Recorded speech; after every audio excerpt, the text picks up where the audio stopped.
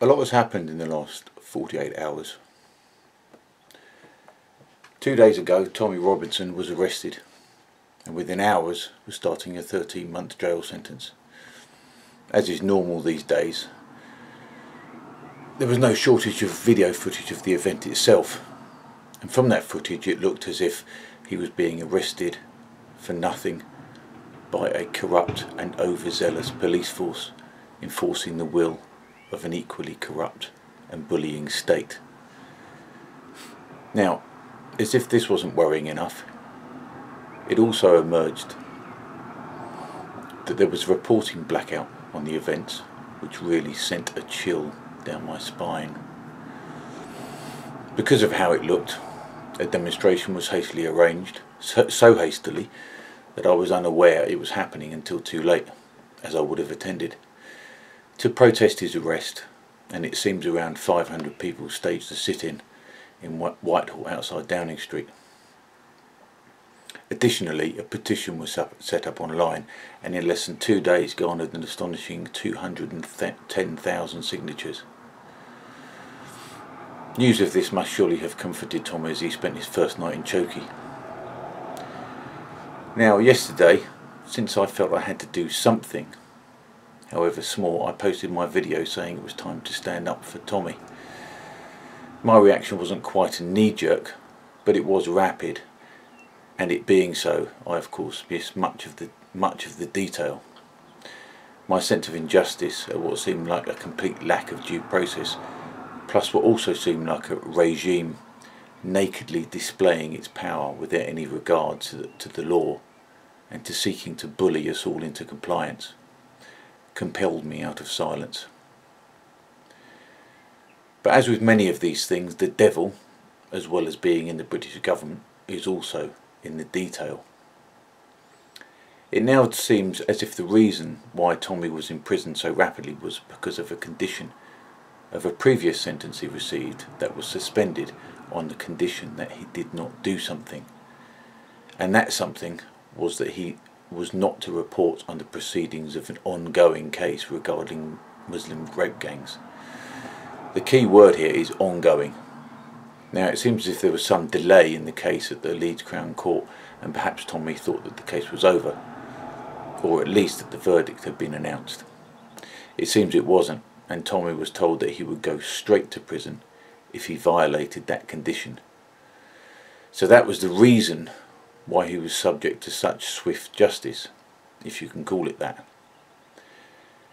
And the other detail that was missed by myself and others was the reason why the reporting restrictions were put in place, at least the official reason in any case. The reason was that any protests outside of the court could have been argued by the defence that they had prejudiced the case, and there is a chance that the defendants might have walked free on that technicality.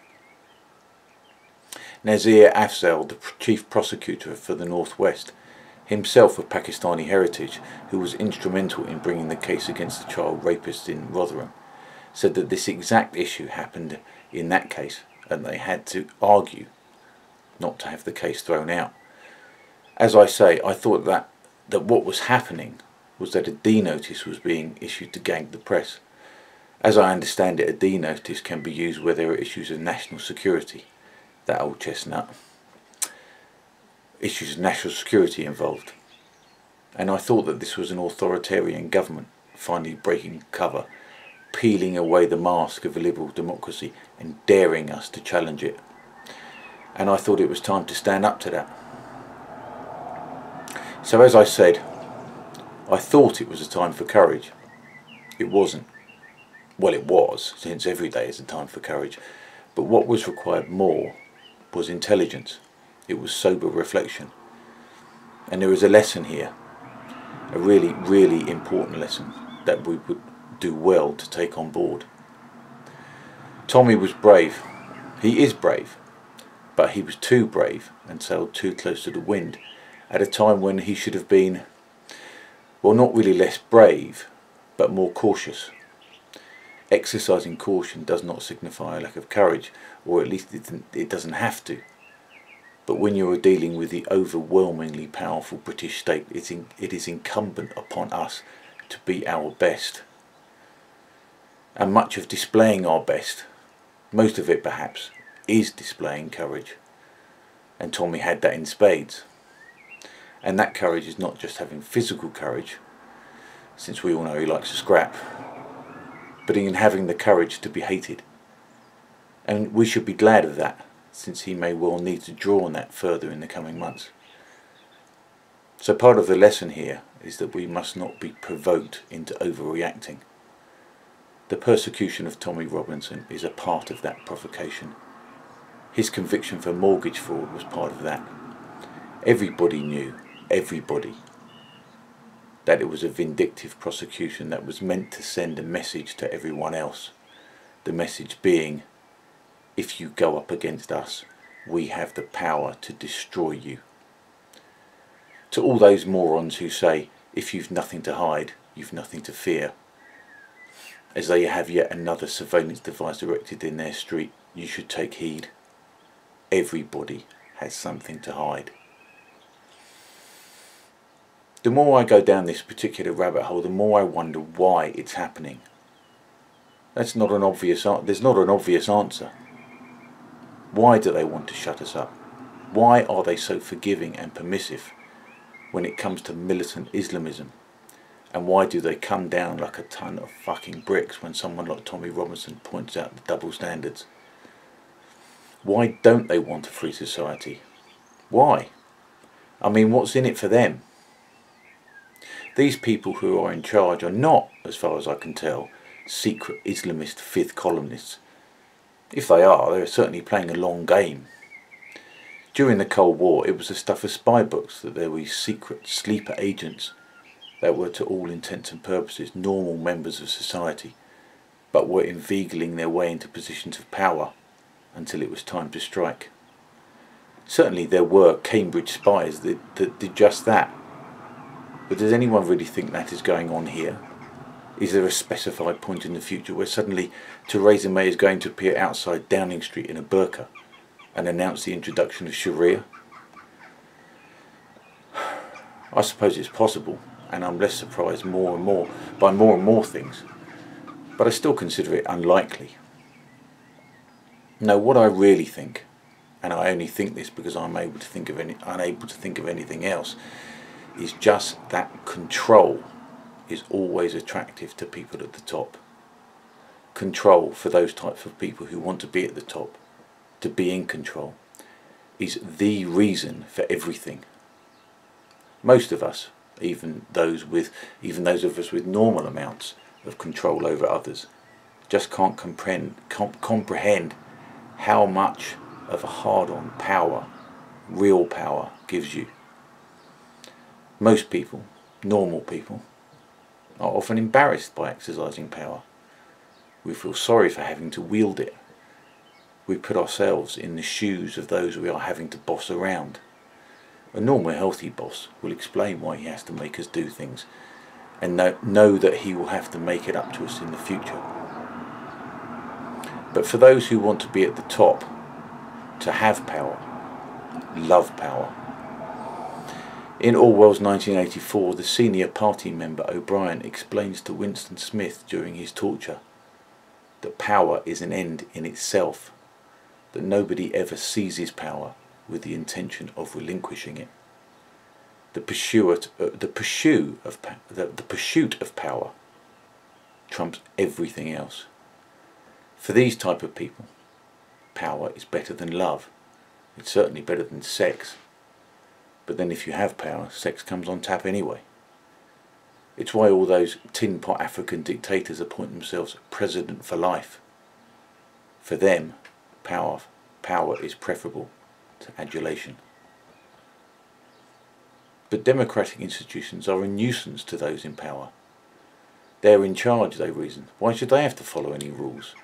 What was the point of spending sometimes all of their lives getting to the top if they have to be constrained by bloody rules? Why did they bother? Jordan Peterson makes the point that those kind of alpha males, and they are mostly males, sacrifice everything to be at the top of the pyramid. To them, their reason for being is to be at the top. They will sacrifice their marriages, their relationships with their children, the rest of their families, as well as their friends, their health and anything else that might be important to a normal person. Usually those people seek to be at the top in business, since money gives them power. But for others, and it's usually the ones that have a psychopathic tendency, it's power more than money that they desire. And those fuckers enter politics. Only wise men and women understand this, and wise men and women build democratic institutions and complex systems of checks and balances in order to combat the inevitable tendency to tyranny.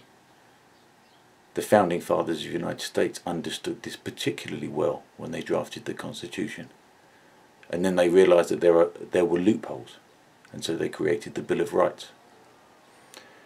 Americans are extremely fortunate to have inherited such a system. It would be nice if they took care of it properly. So I think the danger and the lesson is that we need to be constantly aware that the powers that be are forever seeking ways in which to have power over us.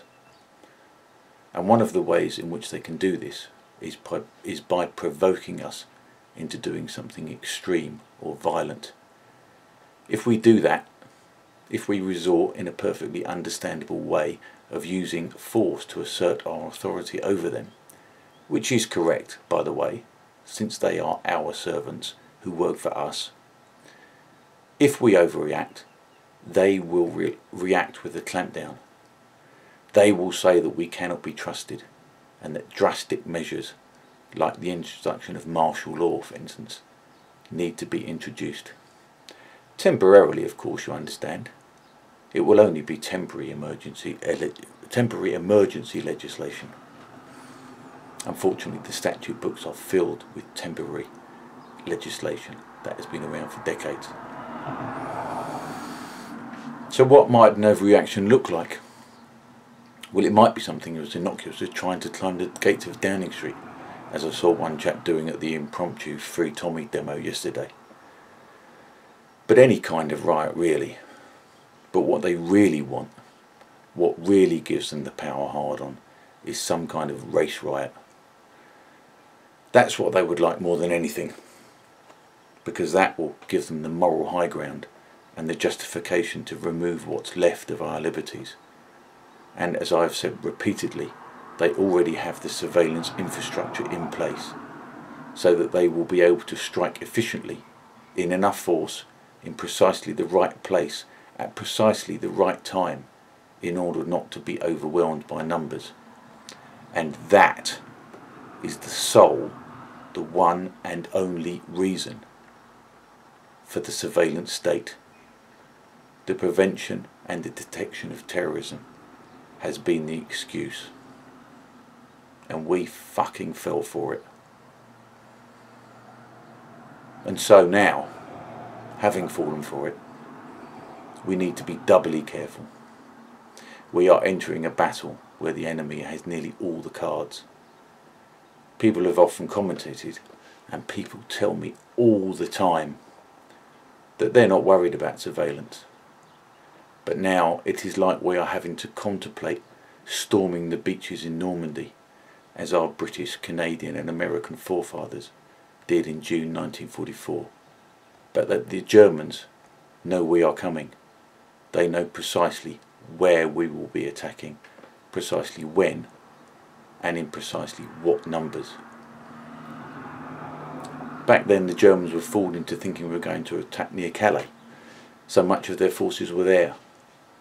The level of subterfuge was so successful that Rommel thought it safe to travel back to his family on the day in question. So D-Day was a success, but even with the advantage of surprise, it was no walk in the park, particularly for the Americans on Omaha Beach. But make no mistake, the British state is now the enemy of the British people. So yes, we have to be courageous, but we also have to be clever. Tommy has been clever, but mostly he has been brave. Sargon of Akkad has been taking some flack in recent days, but he has also been courageous. But crucially, he knows that it is time also to be clever. And we need him.